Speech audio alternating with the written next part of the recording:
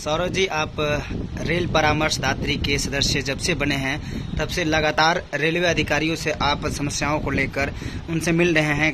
कहाँ कहाँ की समस्या आप अभी तक निजात दिला सकते हैं? देखिए, अभी तो मैं 19 तारीख को अधिकारियों से मिला और उसके बाद आज आपसे बात कर रहा हूँ। इसमें मैं विभिन्न अधिकारियों से मिला, जिसमें मेरा पहला चरण है कि पहले बक्सर लोकसभा क्षेत्र के अंतर्गत जो भी रेलवे के क्षेत्र आते हैं, रघुनाथपुर से लेकर चौसा तक, वहाँ की समस्याओं का और अन्य जगह से जो समस्याएं आई हैं उन पर भी चर्चा की जाएगी। सबसे पहले मैंने जो चर्चा की वहाँ के वरीय अधिकारियों से, उसमें बक्सर स्टेशन पर संपूर्ण क्रांति, विक्रमशिला और सीमांचल एक्सप्रेस के ठहराव की मैंने बात कही है।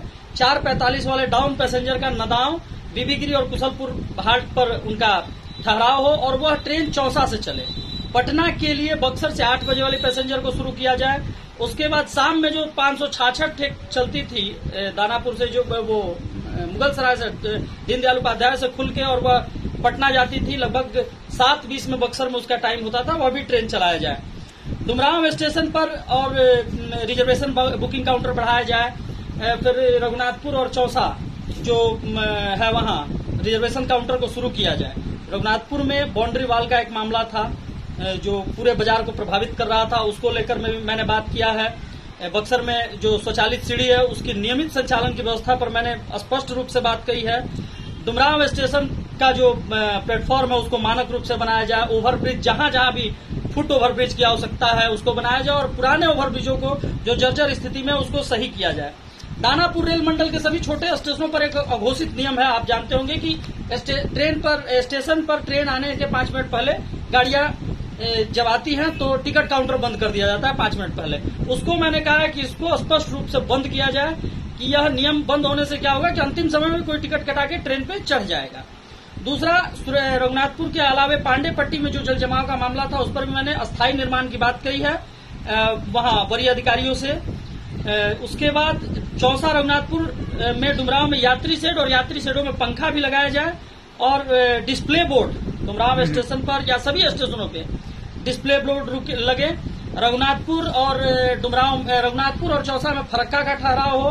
डुमरांव में कोटा पट्टा को नियमित ठहराव किया जाए। सिकंदराबाद का ठहराव हो और रघुनाथपुर में बॉम्बे जनता मगध श्रमजीवी और चौसा में मगध या श्रमजीवी, दोनों में से एक। साफ सफाई की भी बातें हुई है कि नहीं? साफ सफाई पर मैंने स्पष्ट रूप से कहा है कि चौसा से लेके और वहां तक रघुनाथपुर तक जो मैंने निरीक्षण किया है अभी तक, इसमें प्रधानमंत्री जी के स्वच्छता अभियान को एक तरह से मजाक बना दिया गया है रेलवे के स्थानीय अधिकारियों द्वारा।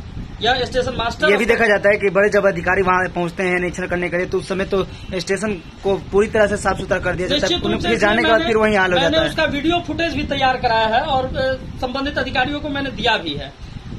उसके बाद रेलवे की सुरक्षा पर भी मैंने चर्चा की है कि रेलवे में जो अवैध टिकटिंग का जाल है उस पर मैं लगातार बोल रहा हूं और अवैध टिकटिंग के जाल को भी लेकर के मैंने उस विषय पर रखा है कि इसमें केवल टिकट दलाल ही सक्रिय नहीं है, इसमें रेल के अधिकारी, जीआरपी, आरपीएफ, सारे लोग सम्मिलित हैं। मुझे भी सुनने में आता है कि रेल के अधिकारी ही ऐसा काम करवा रहे हैं। इसमें टिकट दलालों की बहुत बड़ी भूमिका नहीं है, इसमें सबसे बड़ी भूमिका रेलवे टिकट के जो रिजर्वेशन क्लर्क और बुकिंग सुपरवाइजर हैं और यहाँ के रेल के अधिकारी हैं, उनकी भूमिका है। उस पर मैंने वरीय अधिकारी को, कमांडेंट और असिस्टेंट कमांडेंट स्तर के अधिकारी को मैंने संज्ञान दिया है कि ऐसे लोगों को चिन्हित करके दंडित करने का काम किया जाए। ये तो बलि का बकरा बन जा रहे हैं जो निचले स्तर के दलाल हैं या निचले स्तर के साइबर कैफे वाले हैं, ये तो बलि का बकरा बनते हैं। मेन जो इसके सरगना है, हेड है, ऐसे लोग ये रेल के अधिकारी और रेलवे के कर्मचारी हैं, इन पर कार्रवाई होनी। कई बार ऐसी खबर भी चली लेकिन उनके ऊपर कार्रवाई नहीं होती है। निश्चित रूप से निचले स्तर तक पर का कोई भी अभी तक जो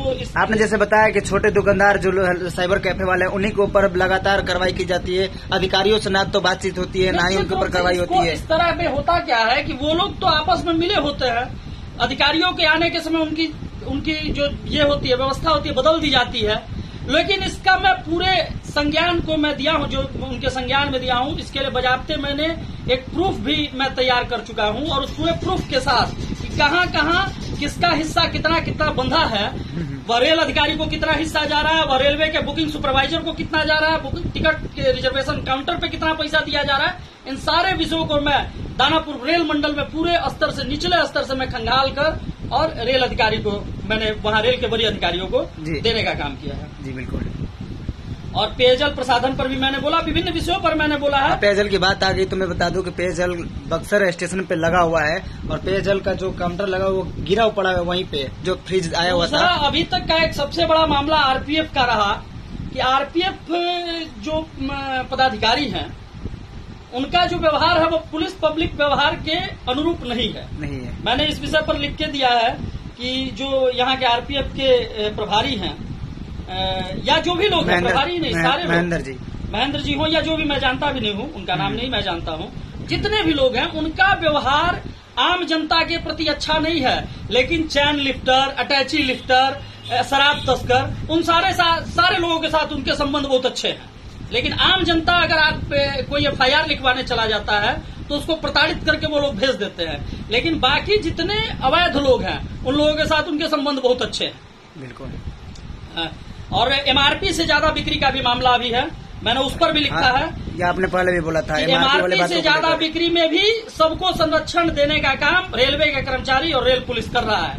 सारे दुकानदार जो 1 नंबर और 2 नंबर पे है, ये मैं किसी व्यक्ति विशेष को नहीं बोल रहा हूँ, सारे लोग एमआरपी से ज्यादा बेच रहे हैं। और यहाँ तक कि आईआरसीटीसी का जो फूड प्लाजा है 1 नंबर प्लेटफॉर्म पे, उस पर भी बैठने के लिए 20 रुपया का चार्ज आम जनता से लिया जा रहा है। यह मैंने तो पूछा सीनियर डीसीएम सर से कि सर ये कहाँ का नियम है कि बैठने का चार्ज फूड प्लाजा में लगे, अगर ऐसा नियम है तो बताया जाए। तो ऐसे लोगों पर भी मैंने कार्रवाई करने की बात की। और सुधा और अमूल के काउंटर पे सुधा और अमूल का सामान ना बिकना भी एक दंडनीय अपराध है, इस पर भी मैंने कार्रवाई करने की बात कही है। और इसको मैं केवल ये स्थानीय अधिकारियों तक ही नहीं, मैं इस मामले को पूरी तरह माननीय रेल मंत्री और ये तमाम लोगों को मैं, यह देखिए ये रेलवे का जो मैंने दिया है, माननीय रेल मंत्री और अपने माननीय सांसद अश्विनी चौबे जी को भी सारे विषयों की मैंने जानकारी मैं लिखित रूप से भेजूंगा और उनसे मिलने पर उनको दूंगा भी।